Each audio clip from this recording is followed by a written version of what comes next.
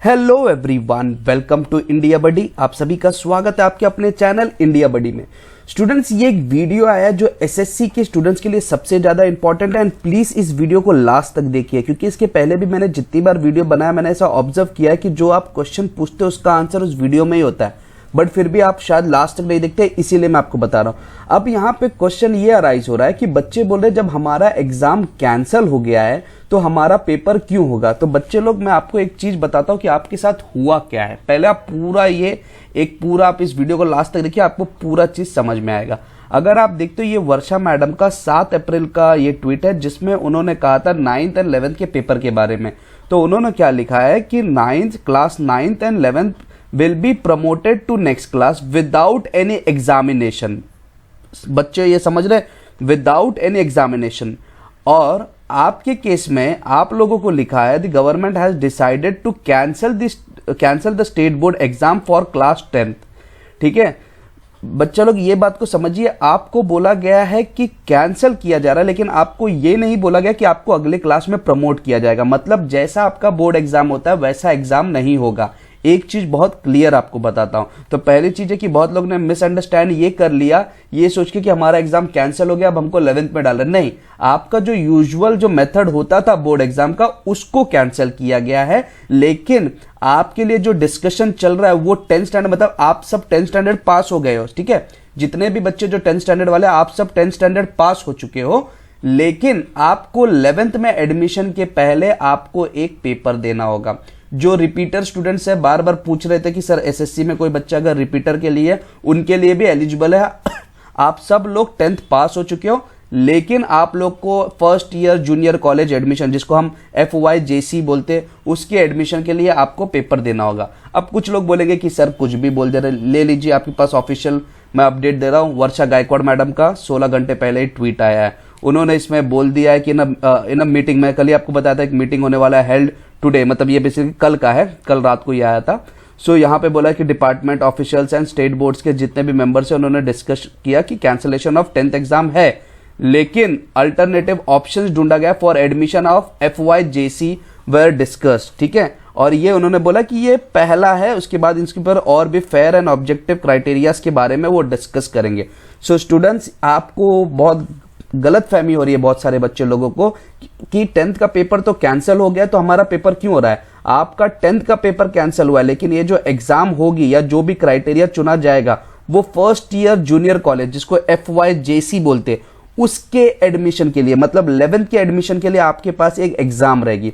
अब क्वेश्चन ये अराइज होता है कि सर ये क्राइटेरिया क्या है, ये एग्जाम होगा कि ये इंटरनल बेसिस पे होगा कि ये कोई प्रोजेक्ट बेसिस पे, तो उसके बारे में अभी भी डिस्कशन चल रहा है। लेकिन जो उनका ओपिनियन आया है, जो खासकर अगर आप देखोगे ओपिनियन आ रहा है, उनका ओपिनियन ये है कि अगर वो असाइनमेंट दे देते या प्रोजेक्ट दे देते तो जो बच्चे साल भर पढ़ाई किए हैं उनकी मेहनत खराब हो रही है। तो इसीलिए वो चाह रहे हैं कि एक ऐसा टेस्ट किया जाए जैसे CET का टेस्ट होता है, MCQ, जैसे आपको मालूम होगा 12th स्टैंडर्ड में जब आप इंजीनियरिंग या मेडिकल के लिए जाते हो तो आपका एक टेस्ट होता है। तो वैसा कुछ टेस्ट रखने को सोच रहे हैं। लेकिन उनके, देखिए मैं आपको पूरा सिनेरियो बता रहा हूं, आप लास्ट तक सुनिए, लेकिन उसमें सारे सब्जेक्ट्स के क्वेश्चन हो सकते हैं। ठीक है, अब कुछ लोगों के मन में आएगा सर मराठी के, हिंदी के, इंग्लिश के क्वेश्चन डालेंगे तो पैसेज कितना बड़ा नहीं हो जाएगा।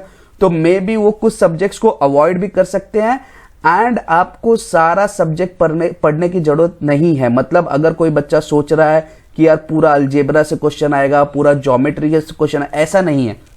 आपके क्वेश्चंस क्या होंगे, आपको पहले ही बता दिए जाएंगे कि हाँ अलजेब्रा के ये 2 चैप्टर, ज्योमेट्री के ये 2 चैप्टर, मतलब इस तरीके से आपको बताया जाएगा। एंड स्टूडेंट्स, दूसरी इंपॉर्टेंट चीज है, ये इमीडिएट नहीं है। तो बहुत लोगों के मन में आ रहा है कि सर हमको तो पढ़ाई करना नहीं, अभी आपको पढ़ाई नहीं करना है स्टूडेंट्स, खासकर 10th वाले स्टूडेंट्स को आपको पढ़ाई नहीं करना है। आप सिर्फ वेट कीजिए वर्षा मैडम का, जब ये अनाउंसमेंट होगा कि हाँ कौन से टाइप का पेपर होने वाला है, उसके बाद अगर 1 पेपर वाला सिस्टम है तो उसके बाद वो चैप्टर्स भी आपको बताएंगे, तब आप सिर्फ उन चैप्टर को पढ़ो। एंड आपके एग्जाम एंड डिक्लेरेशन के बीच में कम से कम 15 से 1 महीने का गैप रहेगा। तो ऐसा कुछ भी नहीं है कि जो बहुत सारे बच्चे सोच रहे कि हमारी पढ़ाई नहीं हुई है, हमने नहीं पढ़ा, तो आपको अभी पढ़ने की कोई जरूरत नहीं। आपको सिर्फ इतना याद रखना कि आप 10th क्लियर हो गए हो, लेकिन 11th के एडमिशन के लिए कि कैसे किसी बच्चे को कौन सा कॉलेज मिलना चाहिए। नहीं तो हर बच्चा बोलेगा कि मुझको जो हमेशा जो सबसे अच्छा कॉलेज है वही मिलना चाहिए, और अगर हम असाइनमेंट के बेस पे करेंगे तो वहां पे जस्टिफिकेशन नहीं हो सकती, क्योंकि ऐसा चांसेस बहुत हाई है कि स्कूल जो है वो अपने बच्चे को बहुत ज्यादा मार्क्स दे दे, भले वो डिजर्व करे या ना डिजर्व करे। तो यहाँ पे एक पॉइंट है, इसलिए जो एक फेयर डिसीजन होता है उसके ऊपर डिस्कशन चल रहा है। तो let me make things very clear, fair decision के ऊपर चल रहा है। अब कई लोग बोल रहे हैं कि सर आपने ईमेल लिखा जिसके कारण उन्होंने इस चीज को फॉलो किया। देखिए स्टूडेंट, जब ये 9th एंड 11th का जो पेपर कैंसिल किया ये 7 अप्रैल को किया, मैंने जो ईमेल लिखा था वो 5 अप्रैल को। तो इस समय हम डिस्कस कर रहे थे कि बोर्ड एग्जाम को पोस्टपोन की भी बात नहीं हो रही थी। देखिए पोस्टपोन तो 12 अप्रैल को हुआ, तो हमने जो ये ईमेल लिखा था ना, तब हमने पोस्टपोन को अवॉइड करने के लिए या पोस्टपोन से जो पोस्टपोन नहीं कर रहे थे उसका एक सॉल्यूशन हमने दे दिया था कि ठीक है, अगर पेपर आप बोल रहे हो कि शेड्यूल पे हो रहा है 6 दिन जाना पड़ा तो उससे अच्छा आप 1 दिन जाइए। लेकिन जब पेपर पोस्टपोन कर दिया गया, कैंसिल कर दिया गया, तो डेफिनेटली इंडिया बडी तो आपको सपोर्ट करेगा कि सिर्फ आपके असाइनमेंट या प्रोजेक्ट बेस पे ही, ताकि बच्चे बाहर ना निकले। तो एक चीज मैं आपको बहुत क्लियर कर रहा हूं कि जो ईमेल्स हमने 20-25 दिन पहले लिखे थे उनको पढ़े गए हैं, लेकिन उसके बाद उन्होंने उसको यूज कर लिया कि चलो करंट सिनेरियो में, जबकि हमने उसको लिखा था पास्ट सिनेरियो के लिए कि अगर आप पेपर कंडक्ट ही करवाना चाहते हो तो एटलीस्ट 6 के जगह पे 1 दिन में रखिए उस समय के लिए। लेकिन अब उसको क्या इस्तेमाल किया जा रहा है, उसको रखा जा रहा है कि आपके पेपर्स जो FYJC के लिए वहां पे, तो लेकिन अभी तक कोई चीज कंफर्म नहीं है। अब क्वेश्चन ये अराइज हो रहा है कि बहुत लोग पूछ रहे हैं सर पेपर ऑफलाइन होगा कि ऑनलाइन होगा। गवर्नमेंट की तरफ से जो ऐसा अपडेट्स मिल रहे हैं न्यूज से पेपर वो ऑफलाइन की तैयारी कर रहे हैं।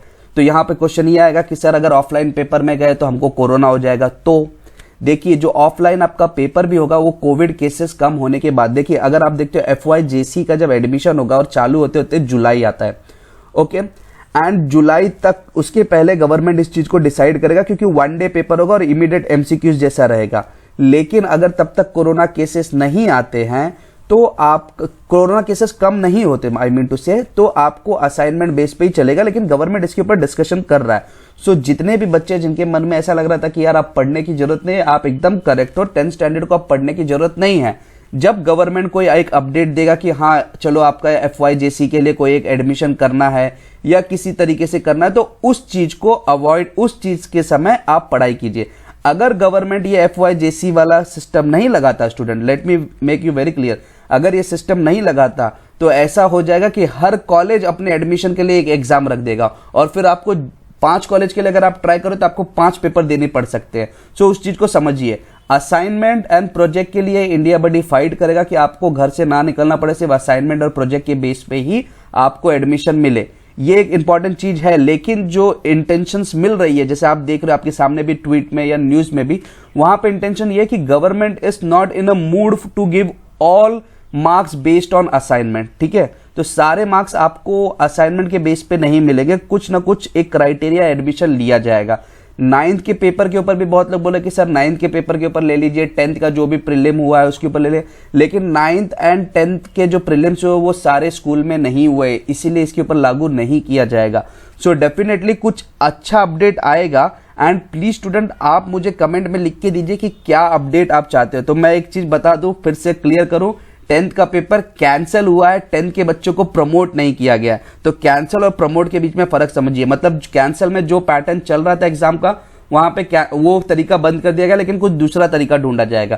प्रमोट में बोला गया है कि जो तरीका चल रहा है उसी तरीकों को फॉलो किया जाएगा एंड साथ ही साथ बच्चों को आगे कर दिया जाएगा, मतलब विदाउट। सो रिमेंबर, यहां पे बोला गया class 9th will be promoted to next class without any examination, and यहां पे बोला गया now decided to cancel the state board for class 10th। तो यहां पे सबसे ज्यादा इंपॉर्टेंट, और अगर आपने देखा होगा इसी ट्वीट में जो वर्षा मैडम ने लिखा था, इसी ट्वीट में अगर आप देखोगे तो यहां पे बोला था कि जो criteria on the basis of which the result will be declared for the class 10th and the date of the result declaration will be soon announce. तो यहां पे भी उन्होंने मेंशन कर दिया था कि हम fair and accurate assessment criteria रखेंगे। सो स्टूडेंट्स, इस बात को भी आप समझिए।